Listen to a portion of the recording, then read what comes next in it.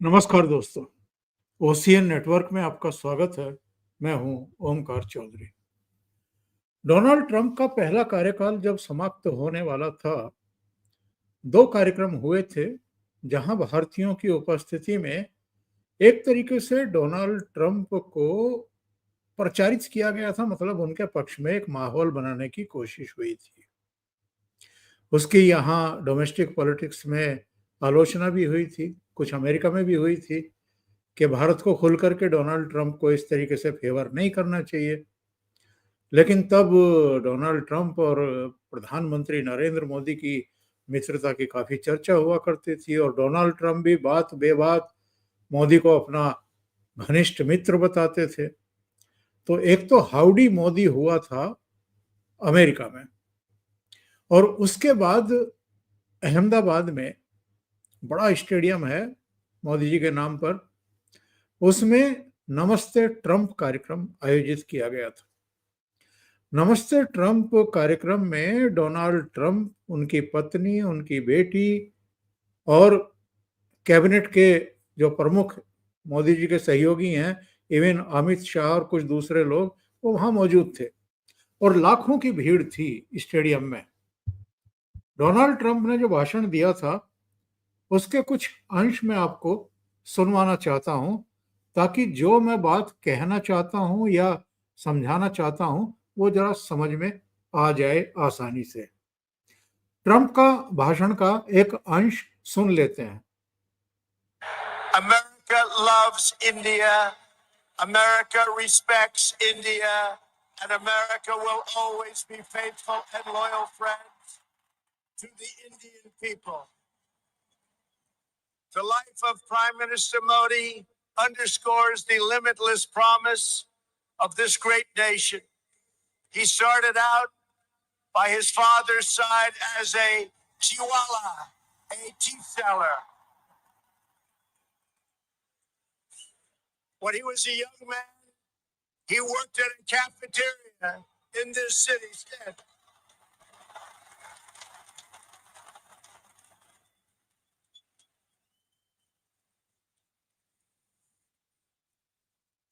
Everybody loves him, but I will tell you this, he's very tough. क्या कहा? हर व्यक्ति इनको प्यार करता है, नरेंद्र मोदी को, लेकिन ये बहुत टफ हैं। और अमेरिका भारत को बहुत प्यार करता है, इंडियंस को बहुत प्यार करता है, ग्रेट रेस्पेक्ट है इंडिया के को लेकर के मेरे मन में, अमेरिकीज के मन में, तमाम तरह की बातें तब डोनाल्ड ट्रंप ने कही थी। क्या हुआ है? अब भारत ग्रेट नहीं रहा, या मोदी के प्रति कुछ प्यार कम हो गया है दुनिया के देशों का या डोनाल्ड ट्रंप का? उस दोस्ती का क्या हुआ जो दोस्ती की कस्में आप खा रहे थे वहां अमेरिका में भी, हाउडी मोदी रैली में भी, जहां हजारों लाखों भारतीय इकट्ठा हुए थे, और यहाँ गुजरात में अहमदाबाद के स्टेडियम में भी। डोनाल्ड ट्रंप इतने चिढ़ क्यों गए हैं भारत से, या कहूं कि प्रधानमंत्री नरेंद्र मोदी से, कि वो 25% पहले टैरिफ लगा चुके और 25% कल शाम फिर घोषणा कर दी। कुल मिलाकर के 50% टैरिफ अब तक वो लगा चुके हैं। और ठीक इतना ही टैरिफ उन्होंने जब ब्राजील पर लगाया था, तो ब्राजील के जो राष्ट्रपति हैं लुला दा सिल्वा, वो फट पड़े थे। एक सभा में उन्होंने सार्वजनिक रूप से डोनाल्ड ट्रंप की जम करके निंदा की थी।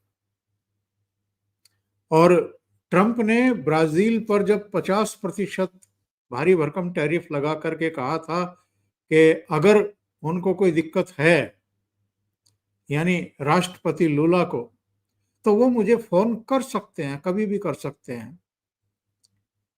तो लुला दा सिल्वा ने क्या कहा था? उन्होंने कहा था कि मैं डोनाल्ड ट्रंप को फोन नहीं करूंगा। मैं भारत के प्रधानमंत्री को फोन कर लूंगा, मोदी जी को, मैं चीन के राष्ट्रपति को फोन कर लूंगा, पर मैं उनको फोन नहीं करूंगा। यानी लूला दा सिल्वा वो तो फट पड़े। शी जिनपिंग ने क्या किया था, जब इन्होंने कहा था कि मैं 100% टैरिफ लगा दूंगा चीन पर, तो उन्होंने कहा कि आप लगाइए, हम भी आप पर उतना ही लगाएंगे। यानी टिट फॉर टैट वाली नीति चीन अपनाएगा अगर अमेरिका ने 100% टैरिफ लगाने की धमकी देने की कोशिश की। और अमेरिका भी क्या, डोनाल्ड ट्रंप ने। तो लूला दा सिल्वा और शी जिनपिंग दोनों कूटनीति के मामले में एक तरीके से कच्चे खिलाड़ी निकले। जो आपसे पाला खींच करके लड़ रहा है, उसको कैसे और ज्यादा परेशान किया जा सकता है या उसको कैसे निरुत्तर किया जा सकता है, उसकी तरफ से जो वार हो रहे हैं, घातक वार हो रहे हैं, उनको कैसे कुंद किया जा सकता है या आश्चर्यचकित किया जा सकता है, वो प्रधानमंत्री नरेंद्र मोदी बखूबी करके, यानी खामोश रह करके ये डोनाल्ड ट्रंप को जवाब दे रहे हैं। आजकल तो सोशल मीडिया पर बड़े मजे लिए जा रहे हैं। एक मीम चल रहा है जिसमें इवांका प्रधानमंत्री नरेंद्र मोदी को फोन कर रही हैं और कह रही हैं कि अंकल आप पापा से बात कर लो, वो जहर खाने की धमकी दे रहे हैं। एक और इसी तरह का मीम चल रहा है जिसमें कहा जा रहा था कि अगर प्रधानमंत्री नरेंद्र मोदी ने बात नहीं की तो हाथों की नसें काट लेंगे। अब एक एक लोगों में मैसेज किया जा रहा है डोनाल्ड ट्रंप का जिस तरीके का बिहेव है, अब उन्होंने मजाक लेनी शुरू कर दी है और प्रधानमंत्री खुद कुछ नहीं बोल रहे हैं। प्रधानमंत्री ने अपने विदेश मंत्रालय के प्रवक्ता को, क्योंकि डोनाल्ड ट्रंप को एक बीमारी है ना कि प्रेशर बिल्डअप करने के लिए, और जो वो एक्चुअल में चाह रहे हैं, क्या चाह रहे हैं ये भी बात करेंगे आज हम। तो प्रेशर बिल्डअप करने के लिए मैसेज पर मैसेज, बयान पर बयान, और एक वातावरण बनाने की कोशिश, डराने की कोशिश कि अगर जो हम चाह रहे हैं, जो डोनाल्ड ट्रंप चाह रहे हैं, वैसा अगर भारत नहीं मानते हैं, प्रधानमंत्री नरेंद्र मोदी नहीं मानते हैं, तो हम पता नहीं क्या कर देंगे। लेकिन जब 25% टैरिफ लगाया गया था, तब भी बहुत सहज भाव से, शांत भाव से, संतुलित रह करके भारत की नपी तुली प्रतिक्रिया आई थी। और अब भी जब ये 25% उन्होंने और थोप दिया, तो भी भारत की प्रतिक्रिया नपी तुली है, लेकिन एक संकेत दे दिया है डोनाल्ड ट्रंप को इस बार। और जो विदेश मंत्रालय ने बयान जारी किया है वो ये है, इसमें क्या कहा गया है? इसमें कहा गया है कि अमेरिका ने हाल ही में भारत के रूस से किए जा रहे तेल आयात को निशाना बनाया है। हमने पहले ही साफ कर दिया है कि हम बाजार की स्थिति के आधार पर तेल खरीदते हैं और इसका मकसद 140 करोड़ भारतीयों की ऊर्जा सुरक्षा सुनिश्चित करना है। ये बहुत दुर्भाग्यपूर्ण है कि अमेरिका भारत पर अतिरिक्त टैरिफ लगा रहा है। अमेरिका, जबकि कई और देश भी अपने हित में यही काम कर रहे हैं। हम दोहराते हैं कि ये कदम अनुचित, नाजायज और गलत है। भारत अपने राष्ट्रीय हितों की रक्षा के लिए हर जरूरी कदम उठाएगा। ये भारत ने अपने बयान में स्पष्ट कर दिया। प्रधानमंत्री कुछ नहीं बोल रहे हैं। प्रधानमंत्री खामोश हैं।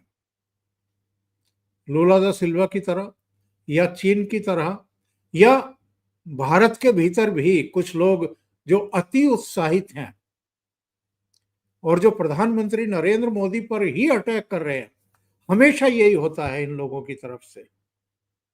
राहुल गांधी का जो रवैया कुल मिलाकर के है वो बहुत ही गैर जिम्मेदाराना नेता प्रतिपक्ष का है। सारे देश में आक्रोश है कि डोनाल्ड ट्रंप जिस तरीके से हम पर टैरिफ थोपे जा रहे हैं, उससे जो हमारे लघु उद्यमी हैं, सीमांत किसान हैं, दूसरे लोग हैं, उन पर असर पड़ेगा। और उनका कहना क्या है, वो भारत का कृषि सेक्टर जो है वो अपने लिए खुलवाना चाहते हैं, उस पर कब्जा करना चाहते हैं। किसान जाएं चाहे भाड़ में, वो डेयरी के क्षेत्र को खुलवाना चाहते हैं। इसके अलावा उनको सबसे बड़ी पीड़ा पता है क्या है? उनको पीड़ा ये है, ट्रेड डील ना होने की वजह से तो परेशानी में है ही, क्योंकि चीन ने उनके कृषि उत्पाद खरीदना बंद कर दिया है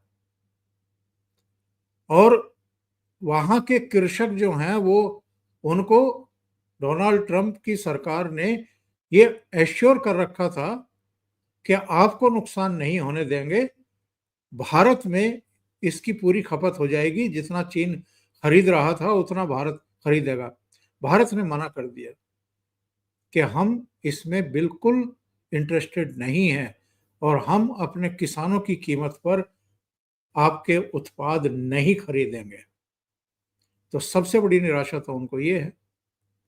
दूसरे, डेयरी के क्षेत्र में भी हम अपनी अमूल और दूसरी जितनी भी कंपनियां हैं उनको बर्बाद करेंगे अमेरिका के लिए दरवाजे खोल करके। और सबसे बड़ा संकट ये है कि वहाँ की जो गायें हैं उनको जो खाद्य पदार्थ दिए जाते हैं उनमें मांस से जुड़ी हुई चीजें भी उनको दी जाती है खाने में। तो हमारे यहाँ तो बहुत बड़ी आबादी जो है वो शाकाहारी भोजन करने वाले और विशुद्ध सात्विक दूध पीने वालों की है, तो वो क्यों कंज्यूम करेंगे? तो मना कर दिया गया।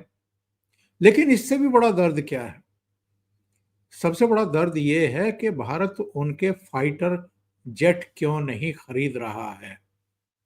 F-35 खरीदने का ऑफर उन्होंने दिया, थार्ड खरीदने का एयर डिफेंस सिस्टम उन्होंने खरीदने का ऑफर दिया था। थार्ड के बजाय भारत ने उस समय S-400 खरीदना उचित समझा रूस से। इसी तरीके से उनके फाइटर जेट खरीदने के बजाय हमने राफेल खरीदे फ्रांस से, हमने सुखोई लिए वो रूस से लिए। तो डोनाल्ड ट्रंप जो हैं वो इसके लिए प्रेशराइज कर रहे हैं कि भारत और मोदी उनके जो डिफेंस डील लटके पड़े हैं या जो उनको अपेक्षा थी कि भारत हमसे लड़ाकू विमान खरीदेगा, उसके लिए वो तैयार नहीं कर पाए प्रधानमंत्री मोदी को और भारतीय सेना को। और इसीलिए ये फ्रस्ट्रेशन है। जो बाइडेन के भी थे लेकिन वो नियंत्रित थे, वो दूसरे तरीके से भारत के खिलाफ साजिशें रचते रहते थे, जॉर्ज सोरोस के जरिए, डीप स्टेट के जरिए, इधर से उधर से आंदोलन करवा करके उनको प्रायोजित करके। डोनाल्ड ट्रंप जो है वो सीधे सीधे अपना फ्रस्ट्रेशन शो कर रहे हैं। भारत की तरफ से ये बहुत साफ साफ संकेत और संदेश उनको दिए गए हैं कि भारत एक संप्रभु राष्ट्र है, हमारी स्वतंत्र विदेश नीति है, राष्ट्रीय हितों का पर हम कोई समझौता करेंगे नहीं और किसी के दबाव में हम फैसला अब लेते नहीं हैं। ट्रंप ने इसी से चिढ़कर के भारत को प्रेशराइज करने के लिए पहले तो लगातार ये झूठ बोले कि साहब ये जो सीज फायर हुआ है भारत पाकिस्तान के बीच में ये मैंने कराया है। कम से कम 27-28 बार उन्होंने इसको दोहरा दिया और यहां विपक्ष को उकसाया कि वो मोदी की आलोचना करें ताकि मोदी मजबूर हो जाएं और प्रेशर में आकर के अमेरिका के साथ ट्रेड डील कर लें, और वो भी अमेरिका की शर्तों पर। तो ये सारी चीजें जो हैं, ये टैक्टिस अपनाई डोनाल्ड ट्रंप ने। वो शायद भूल गए कि प्रधानमंत्री नरेंद्र मोदी ने कोई कच्ची गोलियां नहीं खा रखी हैं, नहीं खेल रखी हैं। अच्छा, फिर चिढ़ाने के लिए कह दिया कि रूस की और भारत की तो डेड इकोनॉमी है और आई डोंट केयर, मैं परवाह नहीं करता हूं कि भारत रूस के साथ क्या करता है, क्या नहीं करता है। और फिर परवाह भी कर ली, और ईंधन खरीद रहे हैं और उसको रिफाइन करके दूसरे देशों को बेच करके मुनाफा कमा रहे हैं, ये आरोप लगाते हुए 25% टैरिफ और भारत के मत्थे मढ़ दिया। ट्रंप ने पाकिस्तान को ग्रेट इकोनॉमी बता दिया और यहां तक कह दिया, मतलब भारत को चिढ़ाने के लिए ही, कि साहब वहां तेल का बहुत बड़ा भंडार अमेरिका और पाकिस्तान मिलकर के बनाएंगे और हो सकता है आने वाले समय में भारत को ये खरीदना पड़े, पाकिस्तान से तेल खरीदना पड़े। तो ये सारी चीजें कहीं ना कहीं ये बताती हैं कि डोनाल्ड ट्रंप जो है वो बहुत चिढ़े हुए। अच्छा, हमारे देश में क्या चल रहा है? इन्होंने मोदी को 2024 के लोकसभा चुनाव में परास्त करने के लिए, रोकने के लिए जो गठबंधन बनाया था सारे दलों को इकट्ठा करके, उसका नाम क्या दिया था? इंडिया करके उसका नाम दिया। बाद में जो सोशल मीडिया पर लोग सक्रिय हैं, या खुद प्रधानमंत्री नरेंद्र मोदी और उनके सहयोगी जो एनडीए के थे, उन्होंने उसको इंडी अलायंस करके कहना शुरू किया। तो ये नाम तो रखा इन्होंने इंडिया, लेकिन क्या कभी ये राष्ट्रीय हितों के मुद्दे पर इंडिया के साथ खड़े हुए दिखाई देते हैं, या इंडियन गवर्नमेंट के साथ खड़े दिखाई देते हैं, या प्रधानमंत्री नरेंद्र मोदी के साथ मजबूती से खड़े हुए दिखाई देते हैं? कभी नहीं। और इस बार भी ऐसा ही हुआ है। जैसे ही डोनाल्ड ट्रंप ने डेड इकोनॉमी कहा, राहुल गांधी का मन मयूर तो नाचने लगा और कैमरों के सामने आकर के वो प्रेस रिपोर्टर से पूछ रहे थे, आपको पता नहीं है कि इंडिया की इकोनॉमी डेड है?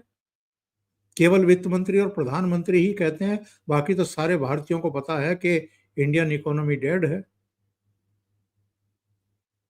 इसी तरह की हरकतें इनकी लोगों में दोगुना आक्रोश पनपा रही है, और उनकी नाराजगी का आलम ये है कि वो अब ये मानने लगे हैं कि ये भले ही नेता प्रतिपक्ष हैं, लेकिन इनमें परिपक्वता नाम की चीज नहीं है।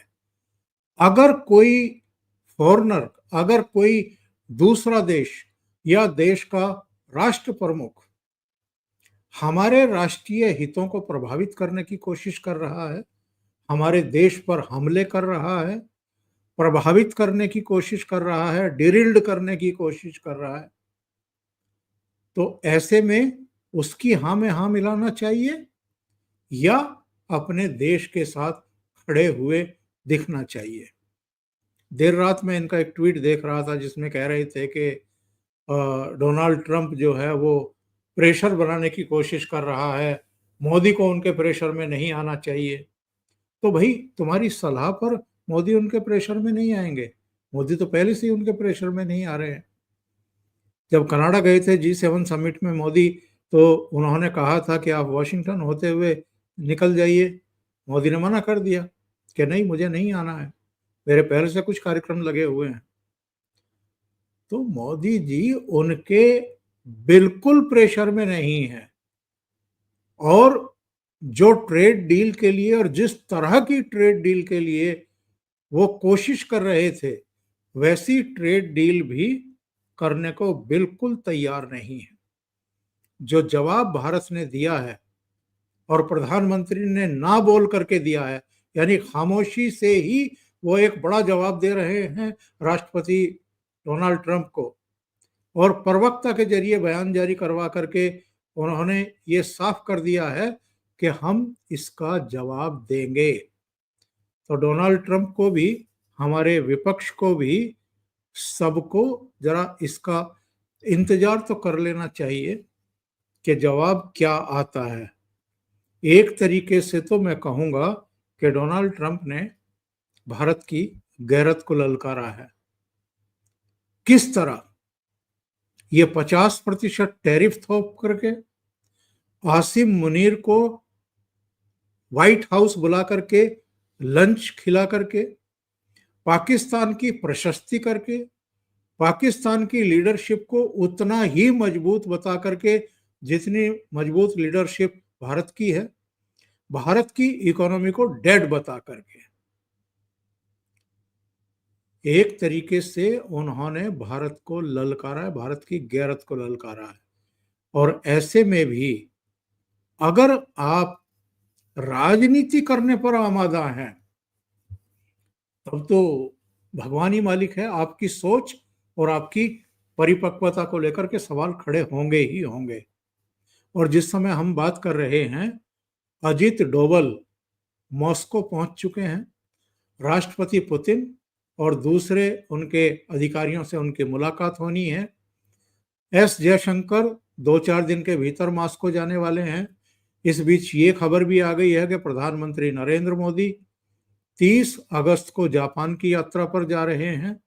31 अगस्त और 1 सितंबर को वो चीन में रहने वाले हैं। एससीओ समिट की बैठक में भाग लेंगे और जाहिर है शी जिनपिंग के साथ उनकी द्विपक्षीय बातचीत भी होगी। यानी अमेरिका को भारत ने अब सीधे सीधे संकेत और संदेश देने शुरू कर दिए हैं कि आप अगर धमकी देने वाले इस अंदाज और प्रेशर बिल्डअप करने के लिए कुछ भी कह करके अटैक करने की नीति से पीछे नहीं हटे, तो हमारे लिए भी तमाम रास्ते खुले हुए हैं। जो भी हमें नुकसान होगा अमेरिका के साथ ट्रेड डील ना करके, उसके विकल्प भारत तलाश करेगा। और भारत ने बड़ा स्पष्ट किया है कि ब्रिटेन के साथ भी हमारा मुक्त व्यापार समझौता हुआ है, लेकिन 4 साल की टॉक्स के बाद हुआ है। ये जो आप डेडलाइन रख रहे हैं कि 9 जुलाई तक का समय है, फिर कहते हैं 1 अगस्त तक का समय है, 1 अगस्त का भी आप इंतजार नहीं करते, 25% टैरिफ थोप देते हैं और उसके बाद फिर 6 अगस्त आते आते 25% का टैरिफ फिर थोप देते हैं। तो ये जो रिश्ते खराब किए हैं, और निक्की हेली हो या अमेरिका के दूसरे उनके ही सहयोगी हों, उन्होंने निराशा व्यक्त की है कि एक शानदार विश्वस्त एक सहयोगी भारत, जिसकी इकोनॉमी बहुत बढ़िया कर रही है, उसको आप डेड इकोनॉमी बता रहे हैं। और एक सच्चा मित्र यानी प्रधानमंत्री नरेंद्र मोदी, उसको भी आप खो रहे हैं। लेकिन डोनाल्ड ट्रंप के दिमाग में क्या चल रहा है ये वही जानते हैं। लेकिन एक बड़ा नुकसान वो भारत का भी कर रहे हैं और आगे चल करके अमेरिका को भी होने वाला है। ये शायद उनकी समझ में देर से आएगा। अभी के लिए इतना ही। बहुत बहुत धन्यवाद। अगर आपको ये चैनल और इसके कंटेंट पसंद आ रहे हैं तो लाइक करें, कमेंट करें, वीडियो को शेयर भी करें। अभी तक अगर आपने ये चैनल सब्सक्राइब नहीं किया है तो सब्सक्राइब कर लें और साथ में लगे बेल आइकॉन को दबा दें आने वाले वीडियो और उनके नोटिफिकेशन पाने के लिए। और अगर आप कंट्रीब्यूट करना चाहते हैं तो नीचे लिंक दिए हुए हैं, QR कोड भी दिया हुआ है, वहां जाकर के आप कंट्रीब्यूट कर सकते हैं। बहुत बहुत धन्यवाद। नमस्कार।